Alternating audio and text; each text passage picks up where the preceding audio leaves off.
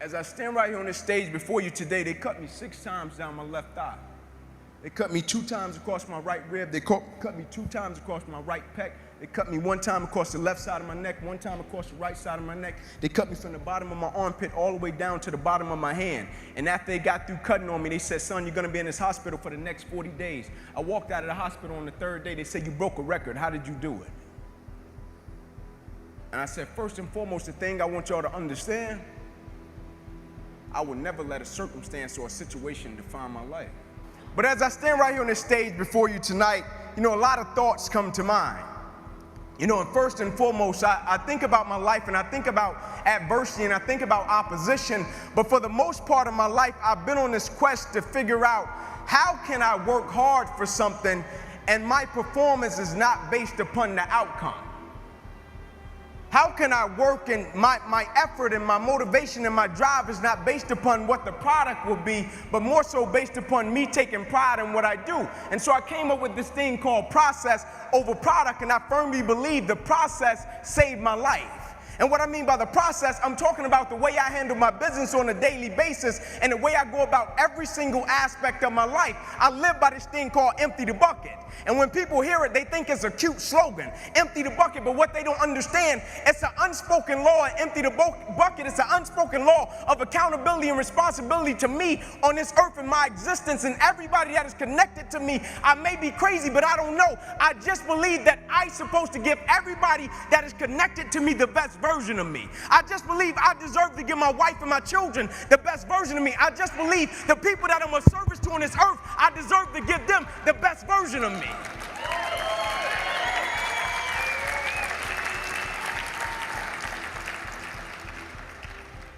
You see, the thing about chasing a product and what the product is money.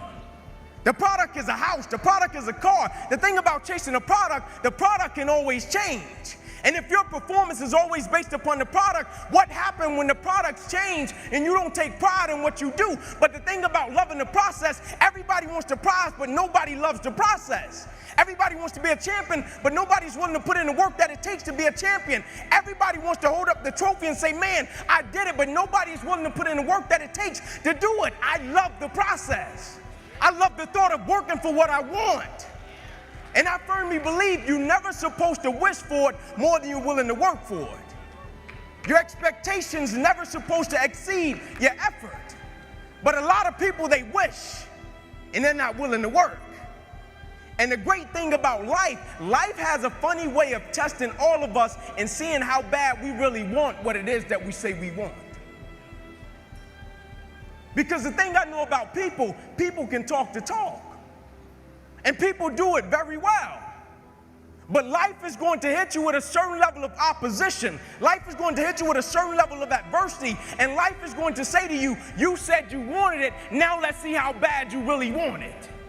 But the great thing about it, if you love the process, when opposition and adversity hits, you will have a way of embracing it and using it, not only for yourself, but you will use it to make everybody that's connected to you stronger, because your vision has to be larger than yourself. If everything that you do is just about you and for your personal gain, something's going to come up against you that's going to be a lot tougher than you. And if it's just about you, the moment you hit it, you're going to quit and give up every time.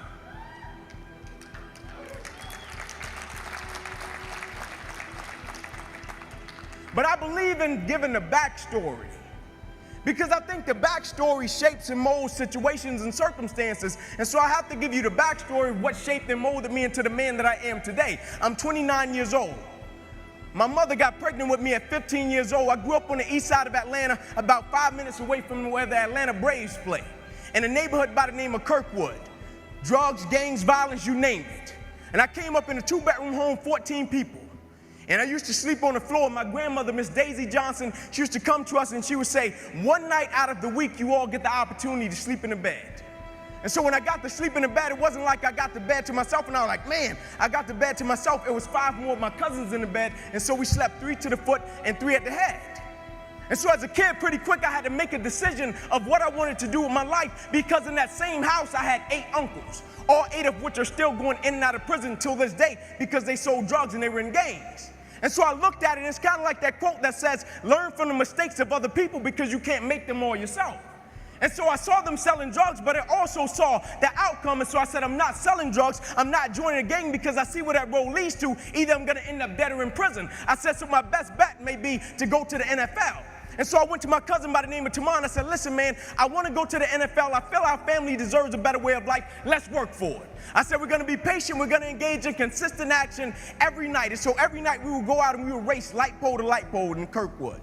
No shoes. Light pole to light pole every night. And so one night we were getting ready to race, and down the street came a big blue pickup truck. And it pulled over to the side, and out of it got a white guy. First white guy I ever saw in my life. True story. And my uncle Bobo, who just got sentenced to 40 years in prison, he was on one corner. My other uncle Johnny, he was on the other corner. My uncle Bobo took off running, and he looked at me. He said, Ink, don't talk to him. Saying to me, that guy has to be the police. Coach Trey walked up to us, nicest guy in the world. He said, would you kids like to play organized sports? I stepped to the front. I said, yes, sir. He said, go in the house and get your guardian. My uncle JJ was there. I went in the house. I said, Unc, there's a guy outside. He asked me if he'd like to play organized sports. I told him yes. He said, well, I go in the house to get my guardian. I'm coming to get you. Will you please talk to him? My uncle said, sure. My uncle walked outside. Coach Trey said, would you like to sign these kids up for organized sports? My uncle said, yes, sir, but I hate to tell you, we don't have the money. He said, don't worry about the money. You get them to the park and I'll take care of it. That same guy still buys me drawers and socks until this day on Christmas, and I'm 29 years old, and he started when I was 7.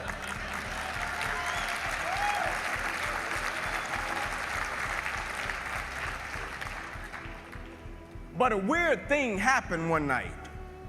You see, most nights after practice, everybody would leave to go home, and I always had to sit in the park because my mother worked at Wendy's.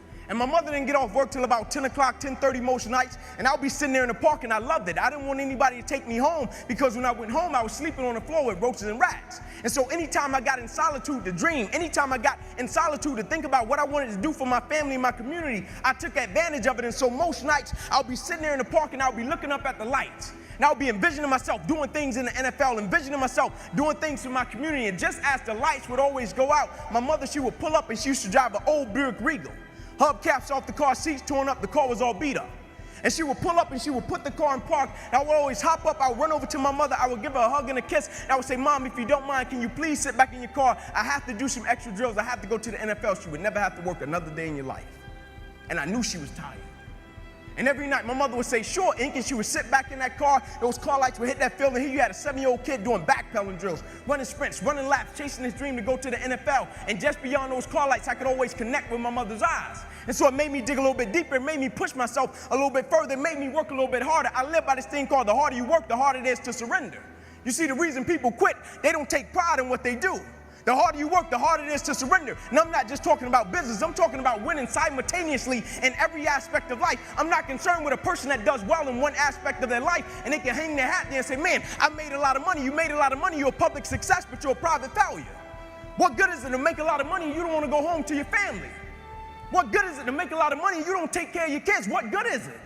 You're a public success, but you're a private failure. And so how can we win simultaneously and take pride in everything that we do? And one night, my mother couldn't pick me up, and she called Coach Trey. She said, Coach, I can't make it tonight. Can you please take Inky home? And so he put me and about 8 guys in the back of his pickup truck, and he said, Inky, I'm going to drop you off last. And so when he got to my house, I got out on the sidewalk, and I'm standing in front of 125 Warren Street, and I looked back at Coach Trey. And I said, why are you doing this? Because where I came from, people didn't just help you. It was, I pat you on your back, you got to pat me on my back. You remember I did that for you, you got to do this for me. And I said, why are you doing this? And he looked back at me and he said, son, I want to tell you something. And he said, I don't want you to ever forget it. He said, son, the more you make sure that somebody else's life is okay, God will always make sure that your life is okay.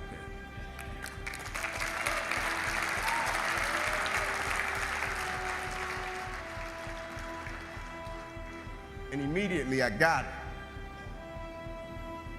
The light bulb went off. I stopped being this little selfish kid. I stopped being like my 4-year-old son. And for the first time in my life, I stopped thinking everything was just about Inky Johnson, and I realized my existence on this earth is a lot bigger than me. I realized my lineage and my family, when I step outside of my door in the morning, what I represent is a lot bigger than me. And so the thing I had to understand, every day I woke up and everything that I was a part of, I first had to understand I was representing a lot more than myself. I first had to start living by two words: honor and legacy. And what I mean by honor and legacy, you honor the ones that paved the way for you, and you leave a legacy for the ones that's coming behind you. We just have it right now. While we're a part of something right now, somebody has came before us and paved the way, and somebody will come after us. And so while we have it, how can we do it in such a way that we leave a legacy for the ones that's coming behind us, and we honor the ones that paved the way for us? And so everything I did, I took a certain level of pride in it. People thought I just wanted to be a great football player. What they didn't understand about Inky Johnson was this: I could have washed cars. I guarantee you I would have been the best car washer there was in the world. Because the thing I understood, I wasn't just representing myself. It wasn't just about me. Everything that I did, I shifted my mindset from me to we. Now I was operating with a spirit of collective character, meaning it didn't matter what I did individually. If I didn't represent my mother in the right way, it didn't matter. If I didn't represent my lineage in the right way, if I didn't represent my team in the right way, who cares what I did individually? I didn't care if we won a game and I scored 40 points individually. Who cared? I shifted from me to we. And so everything I started to do, I was thinking about my family, I was thinking about my community, and I was thinking about my friends in a different way. And I will never forget, I got to high school, and nobody in my family had ever been to college. They all dropped out, ended up in prison. My high school, the name of it was Crim High School in Atlanta. They used to call it Crime High. They used to shoot teachers. And my first day, I walked through the metal detector, and a cop was standing on the other end of the metal detector. And he said, "What is your plan, little man?" I said, "My plan is to go Division I." He said, "No, you'll probably go to cell block D1. I said, "No, you got the wrong guy." He said, "I heard that before. Your uncles came through and said the same thing." I said, "No, I'm telling you, you got the wrong guy." You know the first person I went to see when I got my scholarship papers?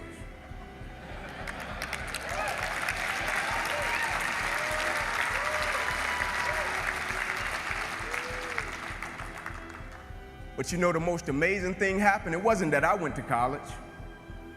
I had 3 little cousins sleeping on that same floor that went to college.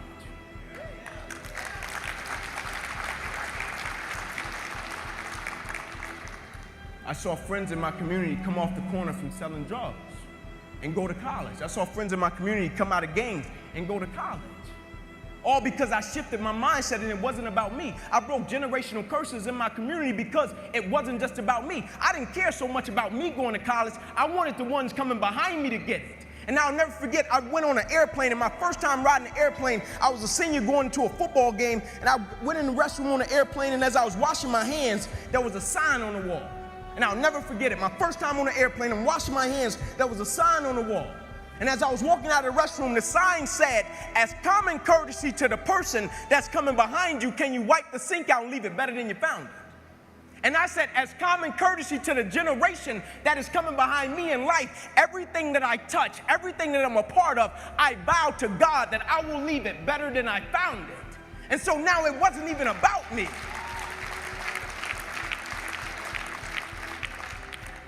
And I got my scholarship up to Tennessee, and they looked at me when I first hit campus, 135-pound kid soaking wet in the SEC.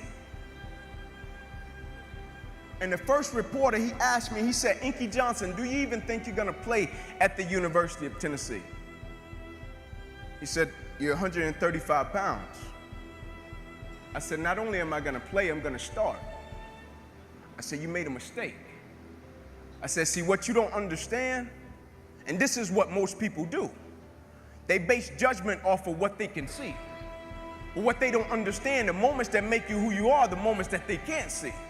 You see, anybody can be on their best behavior when somebody is standing over their shoulder, watching them, seeing if they're going to do what they're supposed to do. But what that reporter didn't see, you see, he could see I came from Crim High School. He could see I was 135 pounds. He could see I was 5'9". He could see all of the stats. He could see all of that. But what he never saw was when I was in the park with my mother when I was 7 years old. She was sitting at Buick Regal at 10:30 at night.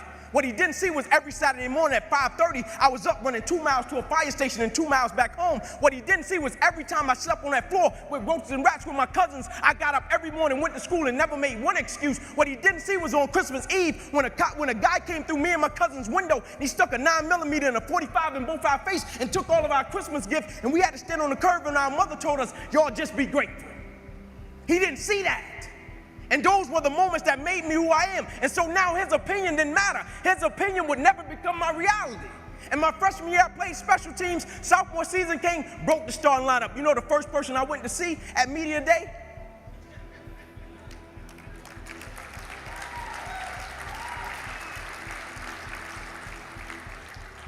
He quit. He was so embarrassed.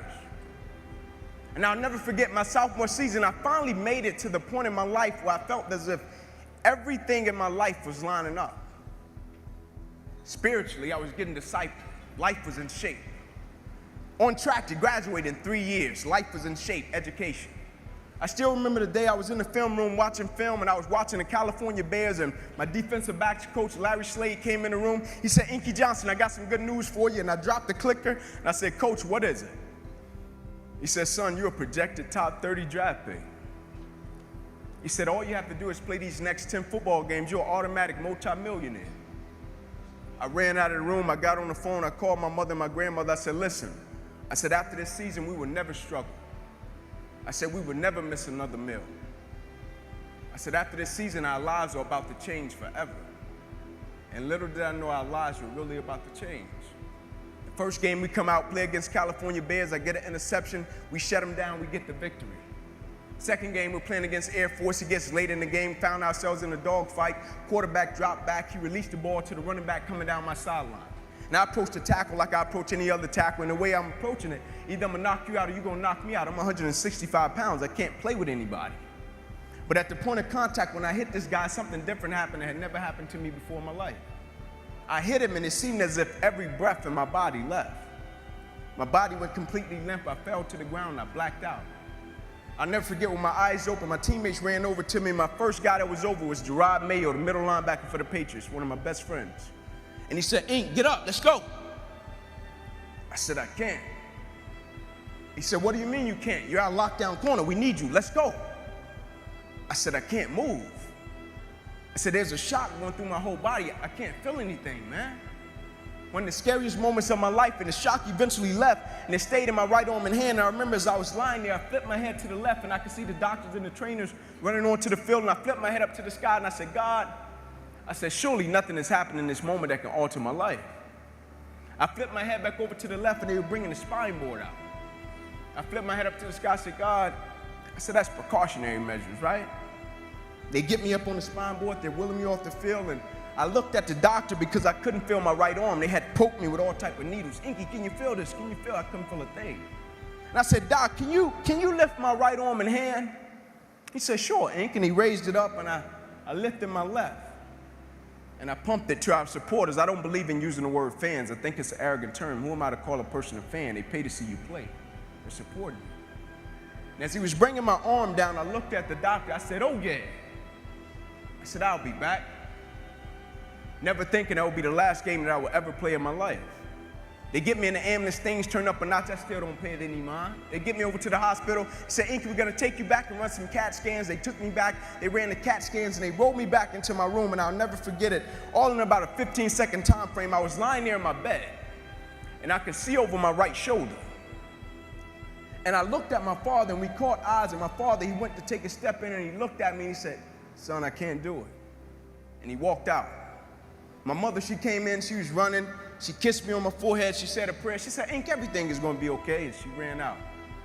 And as soon as my mother stepped outside of the room, the doctor rushed in from the opposite side, and he said, hey, get in here, we gotta rush this guy back to emergency surgery, he's about to die. I said, what? I said, my mom just told me everything was going to be okay. Like, this is total opposite. You talking about I'm about to die. I said, what happened? He said, son, what happened? You have busted up subclavian artery in your chest. You're bleeding internally.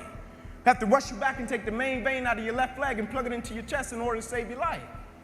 And when I woke up from recovery, the same doctor was standing over me. He said, Inky, I have some good news and some bad news for you. I said, you got some bad news for me? After telling him I was about to die, I'm still alive. How bad can it get? I'm still here. He said, the good news is, son, we saved your life. I said, thank you, sir. He said, the bad news is you have nerve damage in your right shoulder. I said, cool. He said, we got to send you up to the Mayo Clinic in Rochester, Minnesota.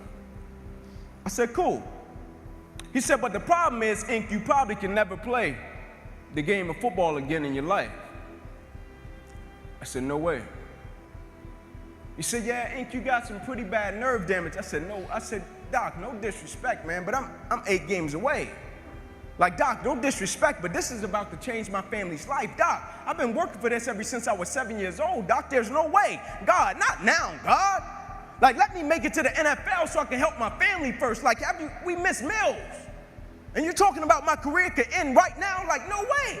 And I snapped out of it. I said, man, I never cheated. I said, there's no way. I never cheated. I never cheated myself. I gave everything I had to it, and I respected it. I never cheated. There's no way that my career can be over. I said, send me up to the Mayo Clinic. And after several visits, I'll never forget, this is when reality set in. It was me, my mother, my father in the room, and the doctors came in. They said, Inky Johnson, here's the deal. They said, son, you have torn all the nerves in your brachial plexus. They say your brachial plexus are the nerve roots that go from your spine, and they come down, they control your shoulder, your arm, and your hand. They say you have torn them at all levels.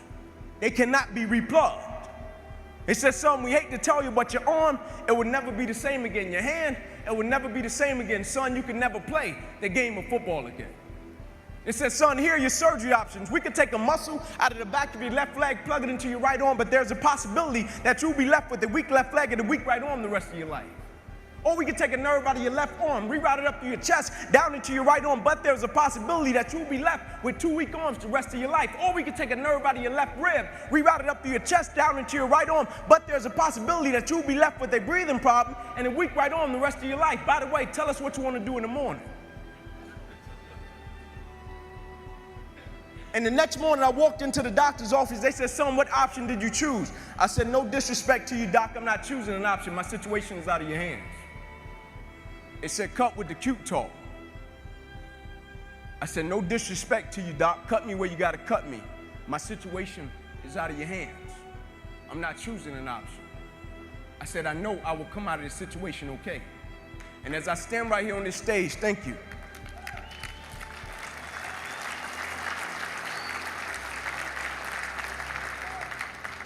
As I stand right here on this stage before you today, they cut me 6 times down my left thigh.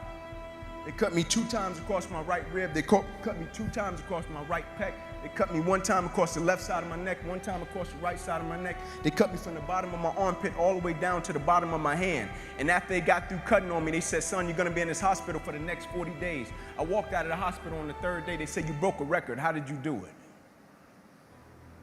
And I said, first and foremost, the thing I want y'all to understand, I will never let a circumstance or a situation define my life.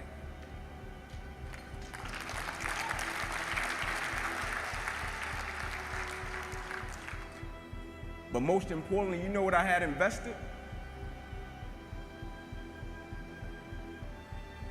I had sweat equity. I had been working my whole life. And what I didn't understand, by being determined to chase something, by being committed to it, and what commitment is staying true to what you said you were going to do long after the mood that you have set it in has left. You see, people think commitment is saying, yes, I'll do it on the days when it feels good.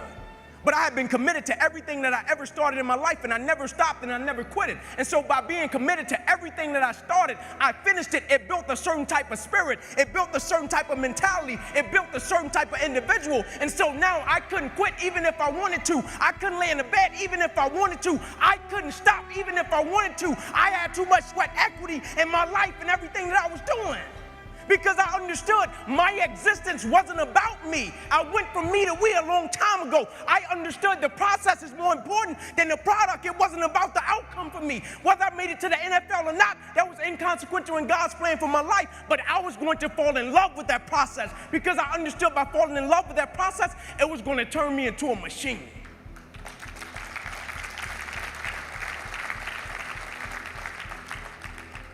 You see, a lot of people need things to get motivated. A lot of people need a little extra money to get motivated. A lot of people need, whatever the case may be, a little bonus to get motivated. I don't need anything but breath in my body and life. And every day I wake up, I understand I got 2 children depending on me. I understand I got a wife depending on me. I understand I got a world that needs me. The reason I go at life with the passion and the zeal that I go at it with is because I understand every day of my life is somebody in the world that is dependent on me. It may not be you, and if it's just about you, you're in trouble, because I'm telling you, you're going to hit something in life that's a lot tougher than you, and it's going to test your will, and it's going to test your heart. And if it's just about you, and if it's just about the product, it will crush you. Every day I get up, I understand it's somebody in the free world that's looking at me to see if I'm going to keep going, and so I can't quit. And so I went back to school the next week after they had just saved my life. I was back in class. I had to learn how to write all over again. Had to learn how to walk all over again. Had to learn how to tie my shoe all over again. Had to learn how to bathe all over again. Had to learn how to live life all over again. Never one time did I say, let me go home, I need a break. Never one time did I go into the training room and said, I need some time off. Can you all just give me a little leave time? I need to go back home. I need some time off. My life just changed last week. And they came to me and they said, Inky, go home. We know how much the game of football meant to you. I said, yeah, you know how much the game of football meant to me, but you don't know how much life means to me. You see, the thing we have to understand about everything that we're a part of, first and foremost, it's a blessing by God. And when it's a blessing, you can't help but to give everything you got to it. My life got saved. I got spared my life. I almost died. The doctor came to me on the field. He was on one knee and he grabbed my wrist and he said, son, you don't have a pulse. I don't even know how you're still living. And my last doctor visit, they came to me and they said, sorry, Inky Johnson, you will never be able to use this arm and hand again in your life. I said, no disrespect to you, doc, but I will use this arm and this hand every day for the rest of my life by the way that I live my life. Every day I'm going to impact someone's life. Every day I'm going to empower someone. Every day I'm going to inspire someone. Every day I'm going to encourage someone.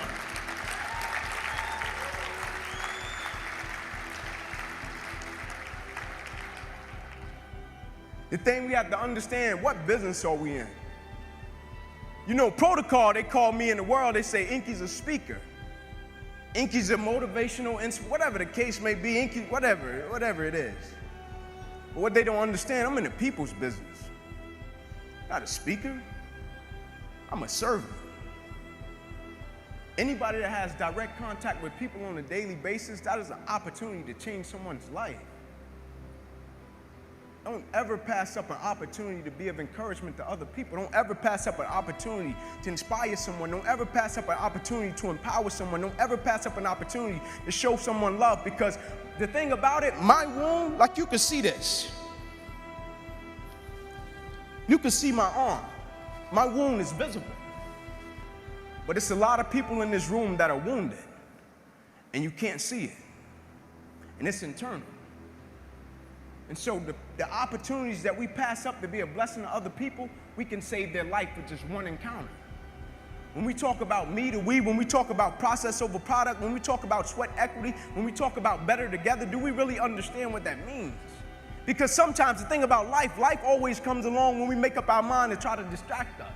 But truth be told, we all know that we're stronger together. And that's in every aspect of life, whether it be sports, whether it be business, whether it be a marriage, whether it be a family. We're always stronger together. It's kind of like the Planet of the Apes movie when Caesar and his guys, they were going crazy, they were going bananas, and Caesar stood back on the hill, and Caesar was trying to calm them down, and they wouldn't calm down, and they wouldn't listen to him. And the way he got their attention was phenomenal. The way he got their attention, he picked up a piece of straw, one silly piece of straw. Caesar picked up one silly piece of straw and he held it up in front of him. He picked up one straw and he broke it. And then he picked up 2 handfuls of straws and he braced it.